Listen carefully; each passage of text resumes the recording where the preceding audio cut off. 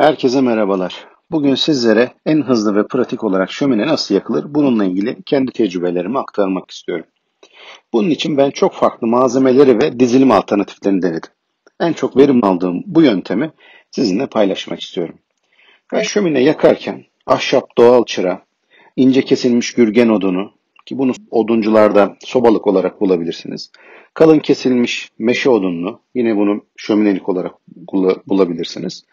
Ahşap biriket veya pres odun isteğe bağlı olarak e, kullanıyoruz. Tutuşturmak için de torç pürmüz veya uzun çakmak kullanıyoruz.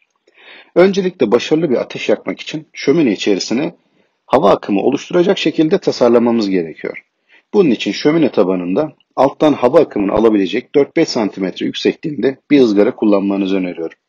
Eğer odunlarınız zemine temas ederse hem tavandaki parçalar yanmayacak hem de hava akımı oluşmayacağı için ateşiniz zayıf yanacaktır. İlk olarak ızgaranın altına bir paket ahşap çırayı açıp hafif dağıtarak merkeze yerleştiriyoruz. Ben tutuşturucu olarak birçok ürün denedim ancak en verimlisi ve en ekonomik olanı ahşap doğal çıra.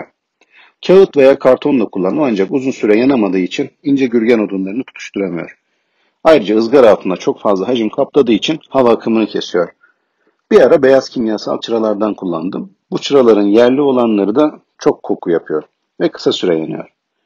İthal olanı ise uzun süre yanıyor. Başarılı ancak çok ekonomik değil. Bu nedenle doğal çıra kullanmaya karar verdim. Hatta doğal çırada da denemeler yaptım. İlk başta yarım paket denedim ancak güçlü bir tutuşma sağlayamadı. Ve yaptığım 2-3 denemede de ateş tutuşamadı ve söndü. Bu nedenle en hızlı ve sorunsuz olarak bir paket kullanıyorum. Çıraları yerleştirdikten sonra ızgaranın üstüne kalın meşe odunlarına göre daha hızlı tutuşan ve çıralara göre de daha uzun süre yanan ince gürgen odunlarını da aralarında birer santim boşluk bırakacak şekilde merkeze yerleştiriyoruz. İkinci sırayı alttakilere göre dik olacak şekilde ve yine aralarında boşluk olacak şekilde yerleştiriyoruz. Bir nevi Jenga tahtası gibi. Eğer odunları çok sık yerleştirirseniz hava akımını kesmiş olursunuz ve hızlı bir tutuşma sağlanamadan ateşinizin sönme ihtimali yükselir. Gürgen odunlarının en önemli görevi kısa süre yanan çıralardan aldığı ateşi daha uzun bir süreye yayarak kalın meşe odunlarının tutuşmasını sağlamaktır. Gürgenlerin iki yanına kalın meşe odununu hava akımının gürgenlerin arasından geçmesini desteklemesi için bir nevi bariyer olarak yerleştiriyoruz. Daha sonra gürgenlerin üzerine yine alttakine dik olacak şekilde iki sıra kalın şöminelik meşe odununu yerleştiriyoruz. Burada dikkat edilmesi gereken nokta hem şöminenizin hem bacanızın ve hem de çevrenin korunması adına kimyasal malzeme içeren kaplamalı suntalan benzeri tahtaları veya parçaları kullanmamaya çalışmanız. Toksik atık riski taşıyan katı yakıtlar ile yüksek alevle yanan malzemeleri yakmak çevreye ve şöminenize zarar verecektir.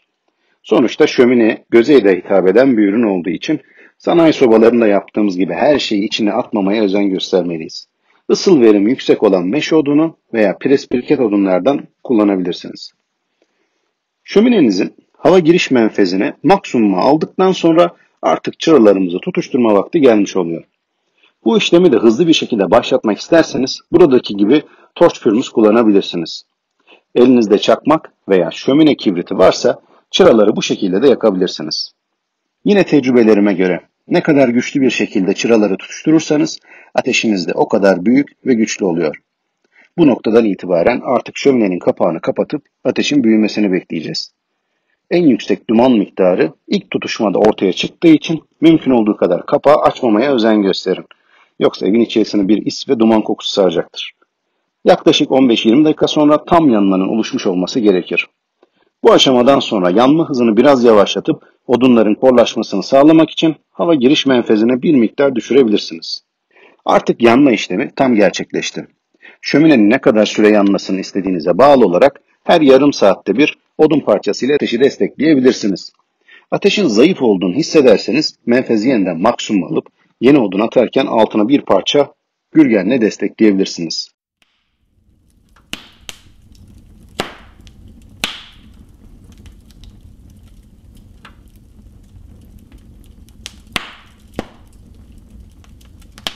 Bundan sonrası koltuğunuza oturup varsa kedinizi kucağınıza alıp kahvenizi yudumlama vakti.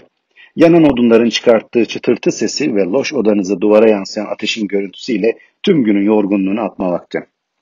İzlediğiniz için teşekkür ediyorum. Bu kanala abone olmayı lütfen unutmayın. Sorularınızla ilgili yorumlar bölümünü takip ediyor olacağım. Elimden geldiği kadar cevaplamaya çalışırım.